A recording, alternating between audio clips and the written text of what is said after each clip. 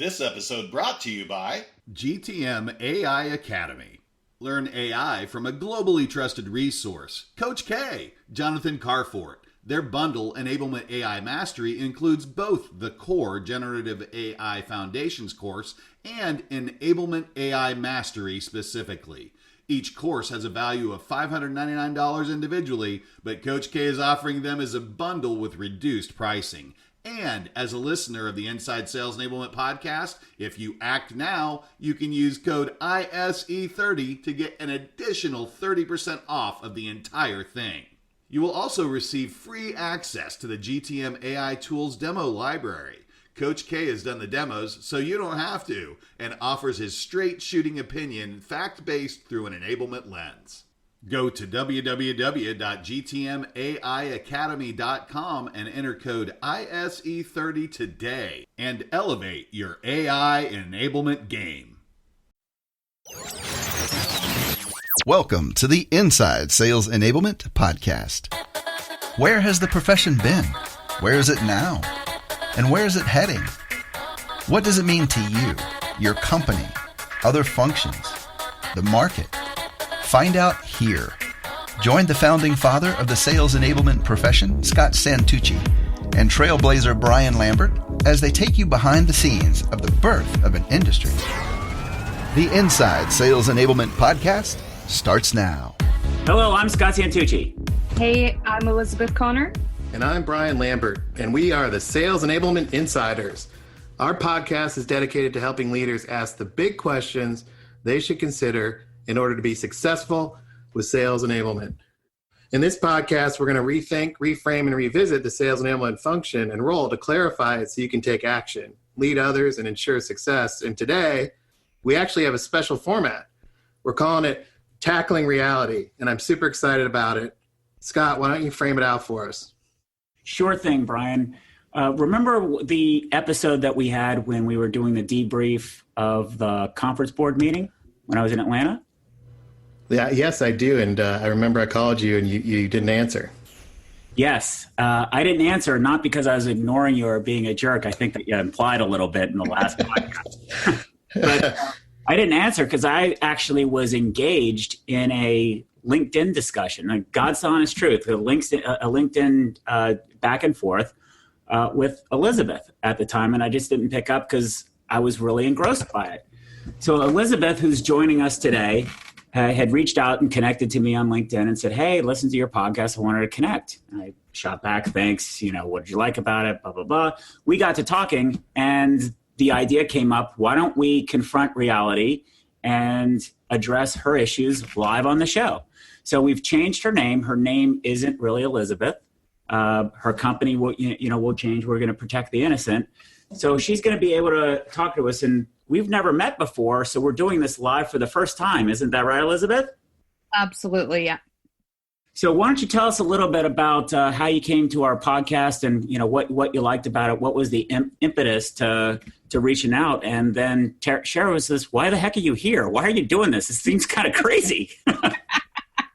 Well, what I actually loved about your podcast is there was nothing that sugar-coated any of the experiences that anyone goes through. So what I've come across a lot is that a lot of the sales enablement blogs and things like that are just all the positives, but there's nothing about the real day-to-day and the challenges that you do face when starting in this role. Excellent. And then what made you decide, who actually decides to do this? I mean, just if you're listening, this is a total stranger who's agreeing to get on a podcast to talk about the challenges that you run into. So I want to know a little bit about you, why are you doing this? So, I mean, I've been in sales for a long time, more years than I care to admit. I absolutely love just speaking to people and sharing those experiences and moving into the enablement away from the actual sales rep role. That is a very big mind shift, and you're not speaking to as many people. You don't have the same support around you as a team of 10 sales reps to be in one sales enablement. So I'm sitting going, no, someone speak to me. Great. Well, we'll talk, and basically your voice is going to be heard, and maybe there's somebody else, or hopefully there's more people out there that are just like you. So what we're going to do now is we're going to do the way that we set this up in our email is what we're going to do right now is what we're calling speed date consulting. So we're going to go through rapid fire. We're going to learn a little bit about Elizabeth's world, what some of her challenges are, and some of the reality issues. I'll interject with questions. We'll go back and forth really quickly, and Brian will wrap us up.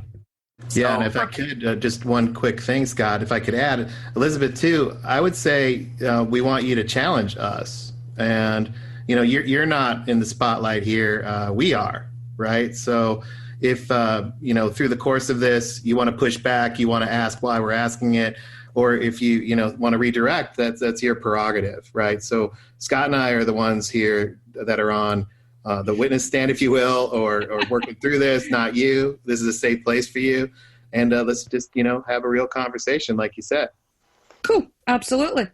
So with that, Elizabeth, tell us a little bit about yourself. Where are you from? What kind of company you've got? Just give us the basics, please. So since I went into sales, I've kind of sold most things, including what they would class as the difficult ones, advertising, office supplies, and then into IT, and now working in the SaaS market. So I've kind of done face-to-face, on the phone, demos. I've done all the sales jobs. Mm-hmm. And I had experience doing training and thought, no, that's where I want to go. In establishing that training role, we actually discovered it was more of a full-on enablement role we needed within the company. Gotcha. So tell me a little bit about the business problem that you thought you were addressing with the training role. So we grew very, very quickly. And I know that's a positive challenge that a lot of companies face. But what happened was we grew so quickly that we had all these people in place and nothing to actually onboard them or train them in our products, to do ongoing coaching. We had no one working with marketing on collateral. We had no sales training collateral, nothing. And it became a recurring issue with the reps saying, we need training, we need training, we need training. Got it.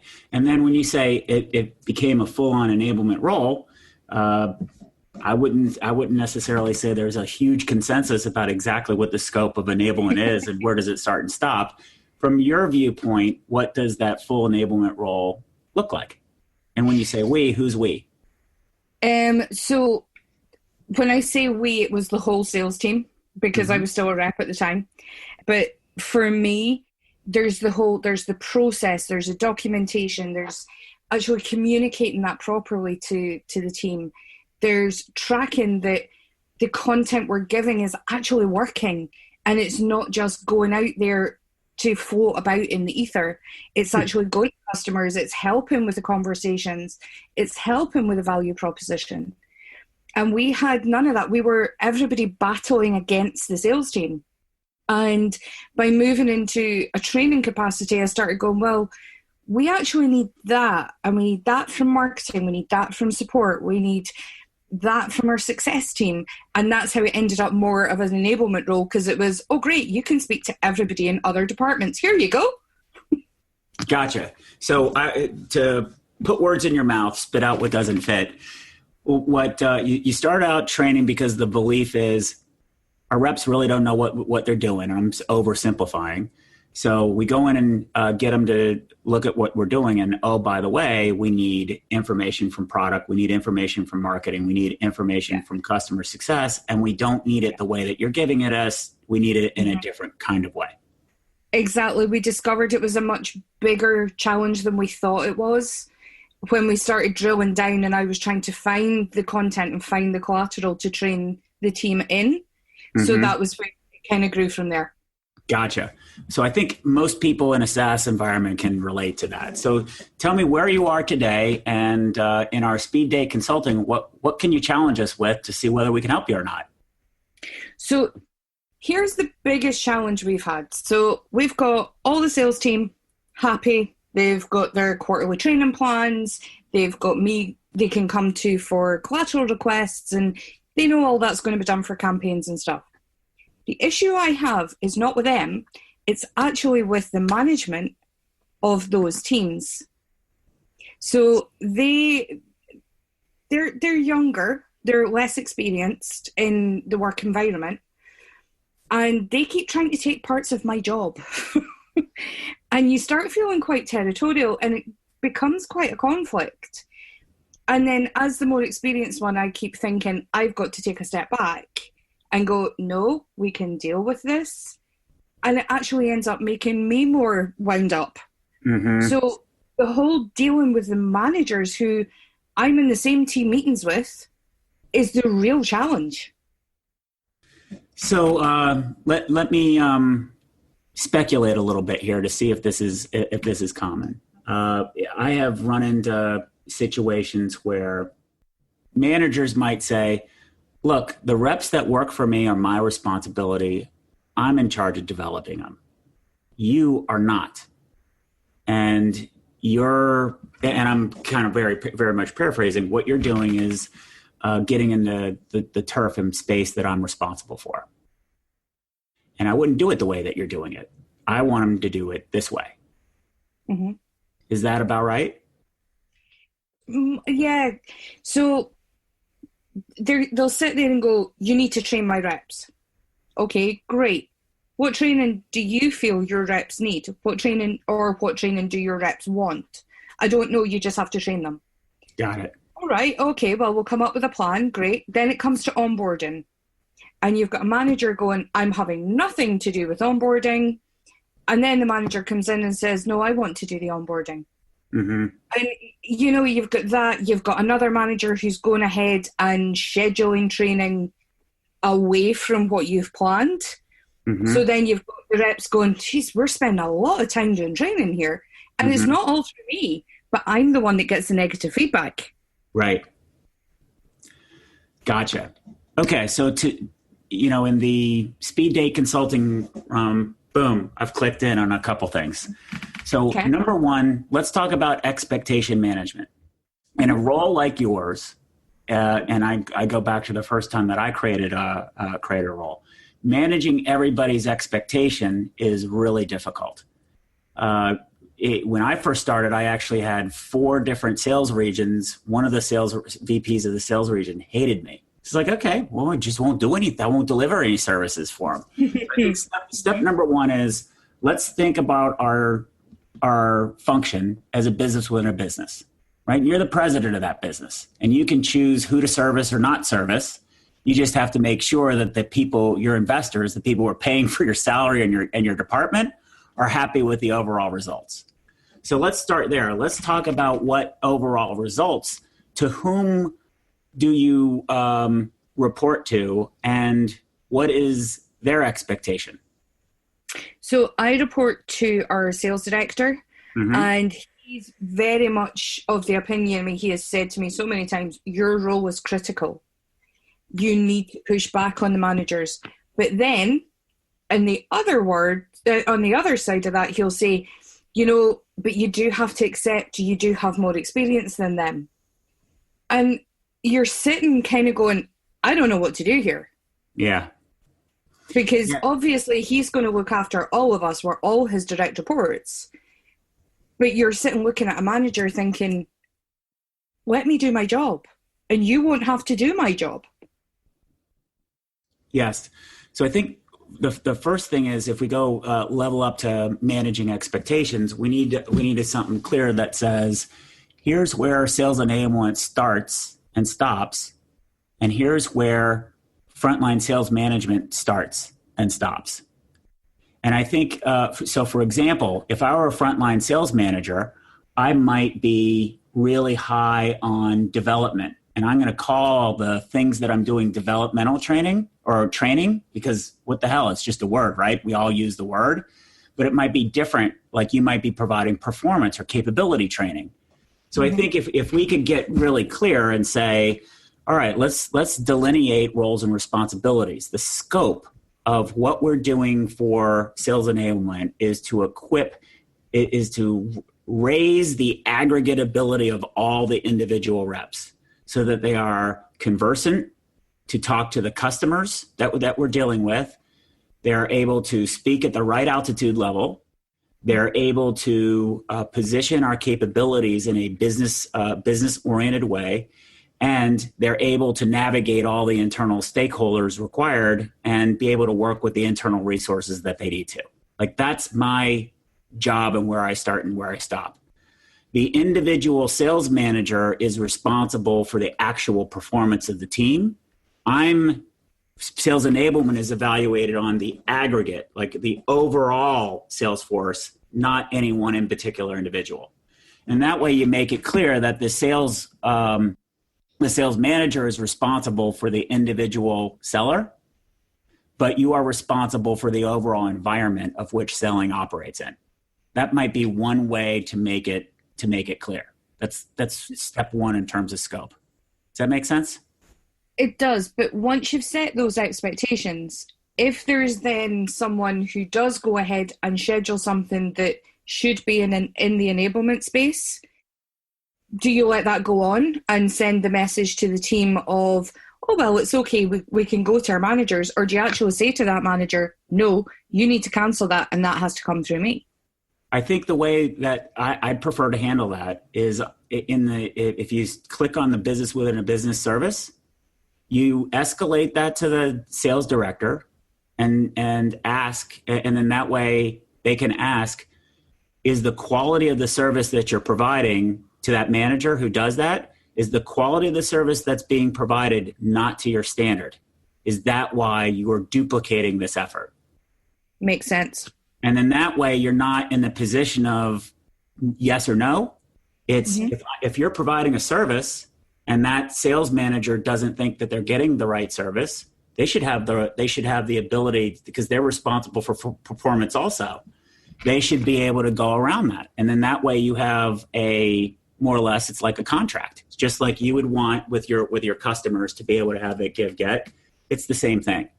And then that way you can escalate it in a positive way. And it shows that you are service oriented.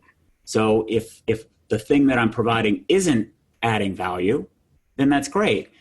What that's probably going to do is put more of the burden on the sales manager to ask, am I really duplicating effort? Because this is time out of calling. This is time out of the field. And the other thing is maybe you quantify. A thing that I'm a big fan of doing, Beth, is or Elizabeth, I need to sound European that way, is quantifying time, is using time as a metric. In other words, we have our reps, each seller generates X number of dollars of bookings per hour, and that we use that as a metric for meetings. We use that as a metric for anything that's time out. If it's $500 per hour, is taking them an hour out worth $500, or can we solve this problem something different? Mm-hmm. You use that as your form of currency, because then you can, or dollars, sorry, pounds, pounds, euros, whatever form of currency. But you use that, and that way you can work it the other way too. If the sales manager is requesting those resources, well, that's time out, and that those resources also belong to the sales director. They're not only the responsibility of the sales manager, they belong to everybody. So if they're making a decision to take people out of the field to duplicate time and material, and there are 5 other managers who aren't doing it, then that manager is going to get the level of scrutiny and just ask the question, why? And if they have a good reason, then great. You should incorporate their feedback and make your training program better. If not, then they're not going to be able to defend their action. And from the training point of view, that makes complete sense. What happens more on the whole working with the other teams, though, where you're working on something, like you're working on certain collateral for one of the teams, and there's needs of another team, and they're going to that team directly. They're not coming through you at all. So that's another thing, branding. Anything that goes for you gets a brand. And then you say to all the sales teams, use branded material and I can vouch for it. If people want to go directly to sales teams and give them stuff, that's great. Just know it's not going to be branded. So if it stinks, you can't come to me. It's non-sanctioned content. So just brand it. Anything that comes through your department will be branded, and carry that brand. And then you could basically say, look for this label, the stamp of Elizabeth. And that way people will know that content has been verified by your group. Again, the whole idea of business with a business. It's your brand. So that's kind of getting the buy-in from, for example, our marketing team of saying, no, anything you're doing, it has to come to me. If it doesn't come through me, you're responsible. You're on your own. I can't vouch for it. So conceptually, I'm 100% agreement with you. What I've learned is you guys are creating good stuff. I can help you get it to be used by sales.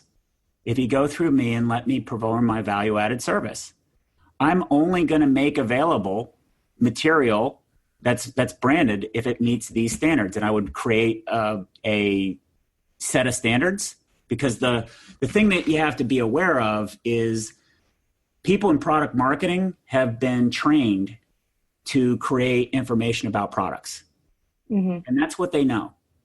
And even when they think they're being customer-centered, it's still customer-centered through the lens of the product. Mm-hmm. You, as a salesperson, think in terms of the individual human being with whom you're talking to. And you and I both know those human beings could give a hoot about what the products are.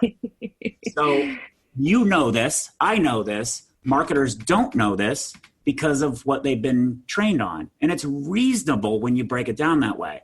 So what I might do is create like a spec, like a bill of materials, you might call it, or something like that. This is our standard of sales content.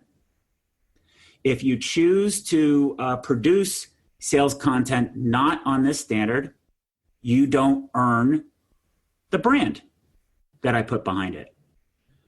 I am going to be branding this brand and representing this brand. I'm going to weave it inside. All the content is going to be in the structure of all the training that we do. We teach people how to use the materials in the training. So if you want to be a part of that, you need to be able to get the brand. If not, well, you can go ahead and release it to sellers for the time being if you want. I'm not going to say, no, you can't.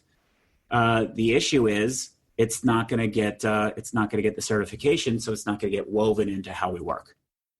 And I have found that message, particularly with the business unit heads, they love that, because you're not threatening them, you're helping them. You're not telling them their content sucks, which is basically the position that we're normally in. You're able to highlight the work that they've done that's good. They tend to do a pretty good job on sort of the market framing, right? And the market research. It's really good. They just kind of go overboard, and then like when they start writing questions to ask customers, it's ridiculous because they've never talked to a customer before. So highlighting out, here's the bill of materials. Here's the information that we're gonna prepare. That helps a lot. And then I'd say the third area that I'd suggest is, I'm sure that you guys have a sales process. One thing that I would publish for the rest of the company, I call the company all the other people that aren't in sales, sort of the supply chain behind sales. What I would consider is sharing with them that they don't need to know all the details about the sales process, right? So what I'd say is, look, what we're talking about is I'd like you guys to produce resources to help us advance opportunities through our sales funnel. At the end of the day, there's only 5 things that need to happen in sales. The first one is we have to target the right people. Are we all clear on who the wallet owner is for the stuff that we're selling? Do you guys have information? Have you talked to any of those stakeholders before? Like, you need to be able to say, this is the level of detail that we need. If you aren't talking to these people, there's a difference between researching from Gartner or Forrester or whomever about what they think a role wants and actually getting on the phone and talking to somebody. If they haven't done that, how do we know for sure that target audience that they're after is accurate?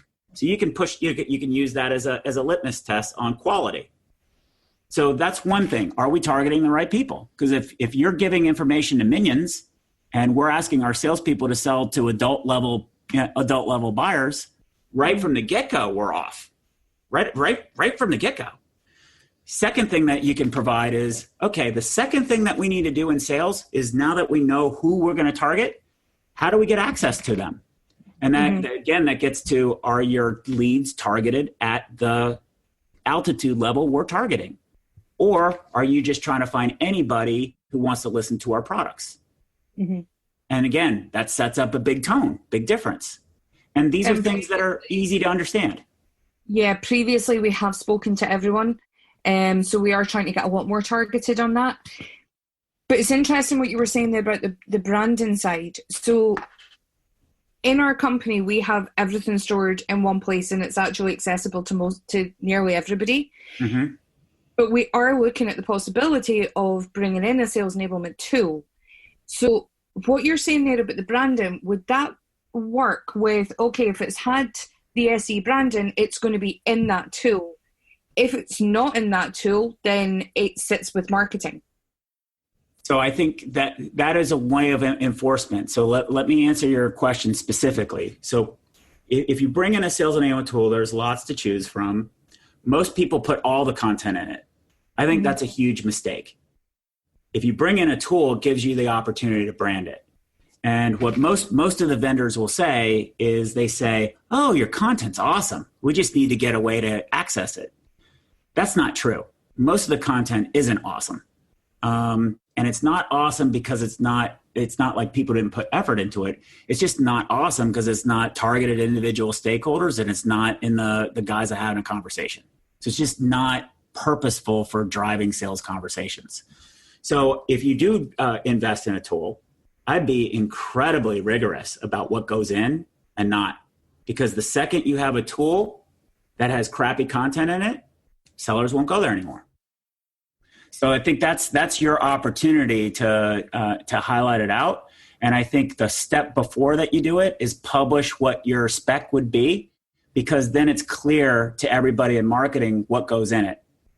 And just make sure you have it, the ability to back it up. That's why I like those 5 sales objectives. Whenever I've talked about it with any, and I've only gone through 2 of them with you, but I'll go through all of them real quick. The reason that's really valuable is because I've never met a CMO who doesn't agree with those things. And then it's easy to buy in, and then they get, oh, I get it. Conversations are different than the kind of material we're providing. Exactly. We're not saying to not do those things. We're saying, if you want to if we want to call it sales enablement content, it needs to have this kind of brand. That's all we're saying, right? So in other words, you're influencing by leveraging what your power base is. Your power base is that you're providing training. If you want to get the content that they're doing into the bloodstream of sales, it has to fit the spec. The reason it has to fit the spec is because people have to be able to train on it. It'd be like, why would you do a physics lab and the lecture material that you have is completely inconsistent? You wouldn't do that in university. Why would we do it in business? Doesn't make any sense. And it's really hard for anybody to push back on it with that kind of logic. And you're also not being confrontational, which is really the big rub. Is unfortunately the people in sales organizations are poor internal communicators. They're dealing with so many things that they come off hot, and it makes the 80% of the rest of the company not want to listen to them. And we need to flip that around and say, look, let me explain why we're doing this. This is what we're going to do. If you'd like to have my brand, we need to do these things. If you want to release it elsewhere, great, but it's not going to be in our tool, because you guys have branding standards we need to follow, right? Well, we have conversation standards. Okay. And it's perfectly reasonable. And it's hard to push back. Yeah. So guys, this is Brian, and I wanted to just, looking at the time here, kind of jump in and recap a little bit of where we're at. And then Elizabeth, based on the recap, we can get your reactions and also get your thoughts on what just happened. Okay. So for our listeners, the key of this is through the process of questioning, and this is applicable to all, I think, sales enablement leaders, is making sure the context is understood. So, Scott asked some questions about what business you're in, what the focus is, and those are, good contextual questions for somebody who's on the outside. But for somebody who's, engaged in the organization, these relationships matter. And also, the key that Scott was driving to, because things kind of move quickly here, but the thing that he was driving to is, what's the problem? And when you look at what the problem Elizabeth was trying to tackle, she had a perspective of, highly credible, right? That probably came through to our listeners. Somebody who's gone through sales, and actually the sales team, I don't know if you guys heard that, but they all tapped her on the shoulder and said, would you help us? And created a role for her and asked her to fill it, which is cool. It's like a promotion by the peers into an enablement role. And things kind of became quickly more and more larger. The scope continued to increase across, I think I heard process, documentation, tracking, et cetera. And you can kind of see that expectations were continuing to rise on Elizabeth, and she's trying to be helpful, but then there's these other groups. So the bigger the role, and I've seen this before, the bigger the role, the bigger the expectation, the more cross-functional it is. And you guys, as you were listening, probably heard some of that. And when you look at it, one of the key things that Elizabeth said was it felt like everybody was battling against the sales team, but and the implication there is that they were trying to help. And one of the things that she said that she was doing to tackle that was to be a translator across these groups. And I think that's obviously a key skill of any sales enablement leader. The challenge is, it looks easy and we can use frameworks, but relationships matter. And, when the sales team's happy, everything's great. And in this case, the sales team was happy, but there was some friction. And the friction was in the management team. And, one of the things that's interesting here in a professional view, and Scott and I have a lens across a lot of different touch points, but there's a point in every manager's professional background, I believe, where they have to decide if they're going to do things in spite of the system or, with the help of the system. And mark my words, I would say 99.5% of the sales managers that are out there have learned how to do things in spite of the system and in spite of the help for years. And it's just the way it is. And, there's a lot out there about do your job, stay focused. You can only control what you can control. This is what sales managers are taught. So when you come in on your white horse and say, I'm going to save things, it's like, yeah, right. And, that's not your job. That is my job, et cetera. So what ended up happening, you guys probably heard, was Elizabeth moved into this, I call it whack-a-mole and Band-Aids, right? So you're things pop up, you tackle them, or you put a Band-Aid on it and you move on. People started going rogue, and, the implication of the role of sales enablement, as Scott said, is, sales enablement should be focused on the aggregate view or the all-up view of sales enablement and let the managers, tackle it. So there are three or four key things that in that story that I wanted to call out. And, when you look at the root causes here, to me, what I heard was, is it clear what business Elizabeth's in? And, the advice, Elizabeth, that Scott gave was make sure you're clear in the business within a business construct, what value you're adding and to whom you're adding it to. So if your focus is on the aggregate sales team and managers are responsible for individual development, has that conversation happened? And is it clear what the scope of your business within the business is versus the relationship of a manager, et cetera? So that's one thing. The second thing, and this was probably the biggest bucket, to me, it kind of stems from the first thing, but it's this idea of engaging with clarity. So when you show up, is it consistent and clear what you're doing? And, you guys had a long discussion about what I would consider, and I just label, rules of engagement, or sometimes we call it scope of support. Here's what I'm going to do. Here's what you're going to do. functionally, here's the roles of the functions that are involved. Here's who's doing what. And, and Elizabeth, I think, and this is natural for sales leaders and myself included, I think we're really good one-on-one, right? Because that's the nature of our backgrounds. I came from sales too. One-on-one, I can talk to marketing. One-on-one, I can talk to training. One-on-one, I can talk to a manager. But boy, when they start ganging up, that's a whole new ball game. Get 2 or 3 of them, and I'm like, uh-oh, right? So, and I think that's where Scott was at around the idea of standards, branding, and watching the relationships across the supply chain. And him and I both have talked about the idea of you got to spend almost more time working cross-functionally on relationships in the supply chain than you do on your own team or your own sales relationships. So one way to do that was the 5 sales objectives that Scott outlined. And, and then, for me, one of the things that I would just encourage, and just as a quick recap, 1, what business are you in? 2, how do you engage with clarity? And then 3, how do you drive, the sales objectives cross-functionally to deliver the right value? Those are the 3 big things. But I'm going to highlight a 4th bucket here, and this is just me from my background. And I think, Elizabeth, you heard Scott, kind of allude to this, but I want to call it out just because I've been burned by it in my own background. When you say stuff like, I'm older than them and they're younger, that implies, by the level of your position and your age, you automatically have authority. And I think it's easy to go into that, or, maybe it's because of my gender, or maybe it's because of where I live. These things are, you never said that. I've heard it from other folks that, they're different or I don't relate to them because it has to do with some sort of demographic. From my experience, that's never the case. It stems from those challenges of clarity and scope of support, not that they're younger or older, because to be honest with you, from what I heard in the beginning, they're actually all, 1, they believe in you and consider you credible, and 2, they wanted you to help.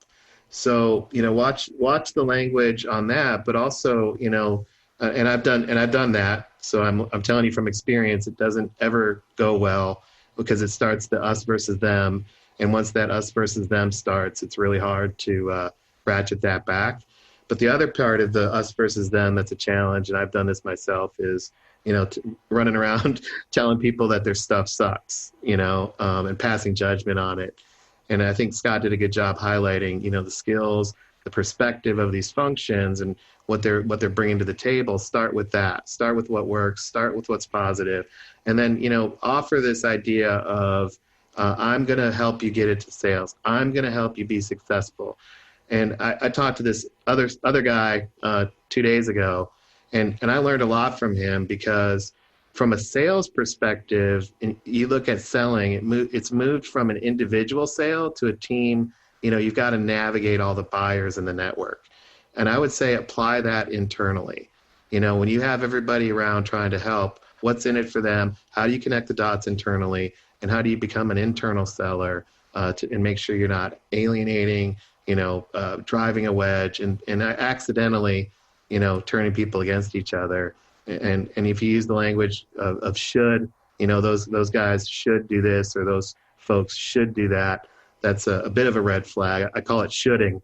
So don't should on people. And I say that on purpose to make it stick. And I have a no shoulding rule on my team. So, but I love the soundbite, and I'll end here, which is I can help you get it used by sales. And end by that is, I can help salespeople. I can relieve the burden from them. I can be a clearinghouse of complaining. Send all the sales complaints to me so you don't have to deal with them.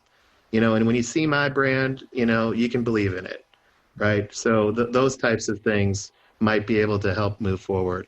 And I know that's a big debrief there, but those are some of the things, the top 3, and then I added my 4th because I've had experience with that type of a thing in the past around relationships. So, Elizabeth, what are your thoughts on that? And I wrote this up, so I'll send it to you after this recording's over. But, now this is where you get to react to Scott's diagnosis, my recap here, and I'd love to get your reaction to that. Well, when you were doing your summary there at the end, I have to say I was sitting here nodding so hard that my head could have actually fallen off just by nodding. So no, everything that you guys have said has been so good, and it's actually got me more excited again about going in and going, right, okay, I need to put things in place now that I should have done 6 months ago. So, actually putting out the message of, I'm here to get your stuff used. I'm really excited to get going, and that makes it a bit more difficult to put into words. But listening to Scott as well, actually being able to come up with the possible solutions to these challenges straight away, it really makes me feel like you guys have gone through this, and that in this kind of space, there are people going through exactly the same thing. This has been absolutely fantastic for me. Yeah, I appreciate that. And, Scott and I both have the battle scars. And I think I'm a couple inches shorter. I think I'm 50 pounds heavier than when I started. I appreciate that. And, we do try to tackle reality. And like I said, I typed this up, so I'll send it over. And I might even put this in the show notes for other folks, because like you said, it's probably one of those things that other people are dealing with. So, Scott, I'll give you the last word, and then I'll wrap it up. Do you have anything you want to add? Yes, actually, what I'd love to do is let's talk about next steps. Let's try to prescribe 3 or 4 things that you can do, and then if you're open to it, let's do another podcast 3 months from now and see whether or not the things that we shared with you, if you tried them, if they worked. So yeah, absolutely. What would be 3 or 4 things that you can think of immediately, and just, throw it out there, and I'll work on putting some words, like each time you say something, I'll replay it back of how I heard, so you don't have to worry about how to message it, just sort of gut react. Cool. Okay. So definitely working with the other teams to show them how I'm there to make their lives easier and their material a lot more utilized. Gotcha. So it's provide a message to, when you say other teams, are you talking about specifically marketing? Yeah, marketing, success, those guys. Gotcha. Marketing, customer success, product groups, maybe even demand gen. 2 is, are we getting access to those people? And that'll be your responsibility to provide that data back to them. 3 is, are we having successful meetings, measured as, do the clients agree to explore further with us? And side note, that's a big hole that most organizations don't track. 3rd is, are we creating a shared vision of success? In other words, we have a lot of stuff. Are we using SaaS language to our clients who have no idea what we're talking about? Well, that impedes the sales process. So are there ways that we can use different language to describe the same thing? That'll help us get through that shared vision stage. And then on business case, are there different scenarios where we make different business cases? Some clients might just want to buy an individual point product. Others might buy into our overall solution. The business case used for both of those are going to be very different. And if we just stick to those 5 objectives, it becomes really clear, and it helps your marketing partners better empathize with what the sellers are going through. Yeah, absolutely. And by focusing on it that way, it also means that we're not just, as Brian summarized, we're not just putting a Band-Aid on it. We're actually solving the issues. Exactly. So that's one thing to do. Second thing is to work with the managers to set the plan out on who's responsible for what within the development of the team. Gotcha. So my suggestion on that would be, I would create a draft of what that looks like first for somebody to react to. And before I do that, I would get buy-in from the director saying, my scope is the aggregate performance of the environment, right? Are we creating the environment for all of our sellers to thrive?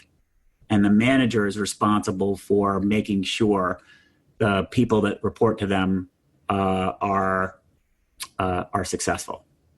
Just that one sentence. If you get him to agree on that, him or her to agree on that, that's really valuable, because that becomes a foundation. The rest will be just debate off of nuance. And so you've won, sales 101, right? Try to win the agenda. You've won the agenda if you get buy-in on that point. So I'd start there first, then I'd have something to react to, and you want them to beat it up. Because then when you come back with your revision, they've exhausted all their pushback. Mm-hmm. And then game over. They've agreed to it. Elizabeth, right. I've got a suggestion for a action item here. So, and I know this is putting you on the spot, so I kind of want to meet you halfway and throw it out there. And if you don't like it, you don't have to take it on. But one of the ideas I had is this idea that builds off of, if you're going to define manager and sales enablement roles, responsibilities, and scope, maybe what you can do is also write up this, scope of support of these functions. Something simple, what's the functional scope? And sometimes I call it a functional RACI diagram. Who's responsible and accountable for what across the organization in support of these sales objectives or in support of the environment we're trying to create, for example. So, and then in that scope of support, marketing provides this, success provides this, product provides that, to these conversations that salespeople need to have. And then that's a good spot then to start talking about these standards that Scott was talking about. It's in that view of functional roles and responsibilities and defining templates and standards that everybody can contribute to, that you can start maybe driving. Does that make sense? I really like that idea, actually. It's interesting that you said RACI there, because that hadn't crossed my mind of doing that. No, I really like that idea. Yeah, just don't overthink it. The first time I did it, it was just a massive Excel, and it's just ridiculous. So keep it simple, and it's more about the discussions that you need to have. And then the fourth one, and this is me being a bit soft and squishy here, but I would say if you've had relationships where you got a little tense or maybe use some of the language, just go back and say, hey, that time I did that, I want to take it back, and we're all on the same team here, type of thing. Sometimes an olive branch can help, even with the folks that are, young, quote unquote, younger, right? So that might be an action item too. Is these relationships are critical, and I used to discount the role of one person in the, and just try to ignore the one person. That doesn't work. Everybody's that's involved. You need to have basically a relationship plan with, if you will, individual by individual. And if you need to mend bridges, do it earlier rather than later, because there is a point of no return on that. So okay, yeah. Throwing that out. Yeah, no, absolutely. And I know exactly who to do that to as well. Okay, great. So that's 4 there. Anybody else have any other ones? Scott or Elizabeth, want to add another? And I wrote these down, so I'll send them over. But that's the first one is provide a message to marketing, etc. The second one is manager and sales enablement scope, the scope discussion. Then there's the functional RACI, and then the fourth one is the olive branches. Mend the fences. We say over here on this side of the pond. I think also there's the whole, keep the message to the sellers relevant, and keep it focused. I think there's that as well. Yeah. Okay. So I'll break that one out. I had it in together, so I'll split that out. Okay. And then as an assignment for your success moving forward, here's I'm going to take a step back, and this is a pattern that we constantly see. The pattern that we see is how people get into sales enablement is something's broken, you get tapped on the shoulder to go fix it. You get tapped on the shoulder to go fix it because you're really competent in that area and you're a problem solver. Then you inherit more and more stuff and more and more stuff and more and more stuff, and the problem gets bigger and bigger and bigger, but then you don't have any resources. So what I'd like you to do is just in the back of your mind, think, if I were a company, if I were a startup as a company within a company, right now you're in startup mode, right? You're being innovative, you're solving problems, you're securing, you're securing your customer base, you're learning about things. But sooner or later, you're going to run into a situation where you're going to need resources. How are we going to ask for those resources? Are you going to ask for them all new? Or are you going to say, hey, as a business within a business, I need to acquire resources from other people inside the company who are not utilizing those resources as effectively? The point is, at some point in time, you're going to reach a threshold where you can't do it just yourself, and you're going to need to start building a department. It's better to anticipate that beforehand so that when the time comes, you don't suddenly wake up one day and you're working 80 hours. That makes sense. Yeah. So I'd say keep that, and I call that executing with bifocal lens. So you got 4 things that you can do right now. 5 things. And then one thing just keep in the back of your mind. Okay. Great. Thanks a lot, Elizabeth, for putting yourself out there, taking the risk. And, let me ask you our net promoter question. Was it worth it? Absolutely. Would you recommend us to others? Oh, yeah. I would say anybody who's going through any of these issues, get in touch. All right, great. Appreciate it. All right, everybody, as always, send in your stories, send in your comments, engage at InsideSE.com. And Elizabeth, thank you so much. And we're going to have you back on in a couple or 3 months here. But in the meantime, feel free to reach out to us, and we appreciate you on the show today. Thanks, everybody. Absolutely. Take care. Thanks for joining us. To become an insider and amplify your journey, make sure you've subscribed to our show. If you have an idea for what Scott and Brian can cover in a future podcast, or have a story to share, please email them at engage@insidese.com. You can also connect with them online by going to insidese.com, following them on Twitter, or sending them a LinkedIn request.